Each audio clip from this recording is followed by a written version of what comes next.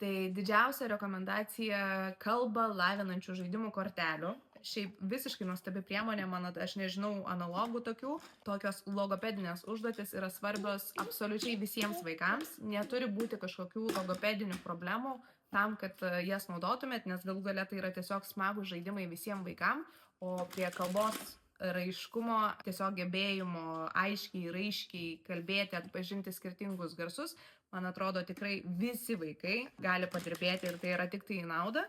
Tai va, tai labai patiko jos dėl to, kad žiauriai aiškiai padarytos, suskirstyta ir pagal amžių, bet galite atsižvelgti ir vaiko gebėjimus, viskas labai aiškiai spalvomis sukoduota. Ir, žodžiu, išsitraukėt kortelę ir kortelėje yra visiškai tiksliai aiškiai parašyta, ką jums reikės daryti, kokių priemonių reikės. Taip pat čia matot, Joana už manęs padarė visą traukinuką šitų kortelių, kurios yra su paveikslėliais, tai jos taip pat yra naudojamos. Plus jos yra dvipusės skaitimo pradžiai irgi, ar ne, su galimybė perskaityti didžiosiom ir mažosiom raidėm. Tai galima ir loto įvairių žaisti ir taip toliau. Tai tikrai tos 50 veiklų, kurias jau kūrėja paminė, tikrai, man atrodo, dar nėra riba. Jų tikrai gali būti ir dar daugiau, jeigu tik tai fantazija leidžia.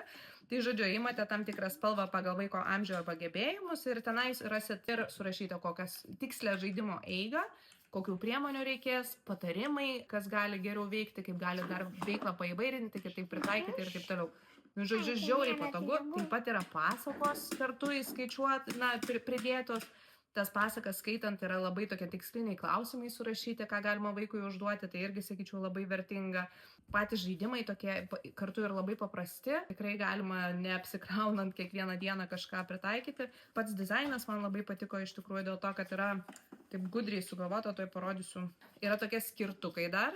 Skirtukas žaidėme, žaisime ir paveikslėliai. Tai jūs galite susirūšiuoti tas korteles, sakykime, šitus jau žaidėme, ar ne? Tada šitus dar žaisime ir, sakykime, čia paveikslėlių kortelės. Nu va, ir tada ta dėžutė va taip pat atrodo, su aiškiais skirtukais atsiskiria. Ar tu žaidi su mano paveikslėliais? Aš tikrai negalėčiau žaisti su tavo paveikslėliais. Bet prašau jų visai neliesti. Gerai. Tai va, tai kortelės jau patinka merginom. Ir šiaip kokybiškos storas tikrai, man atrodo, turėtų ilgam užtekti.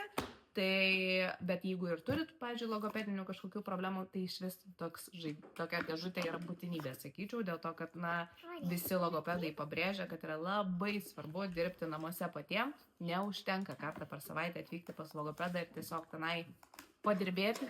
Tai čia yra nuostabi priemonė, kur nuo tėvų nuima didžiąją dalį darbo ir nereikės galvoti tų veiklų, nereikės galvoti žaidimų, viskas jau parengta jums vietoje. Tai tikrai žiauriai faina priemonė, labai sveikinu ir džiaugiuosi, kad tokių dalykų atsiranda Lietuvoje.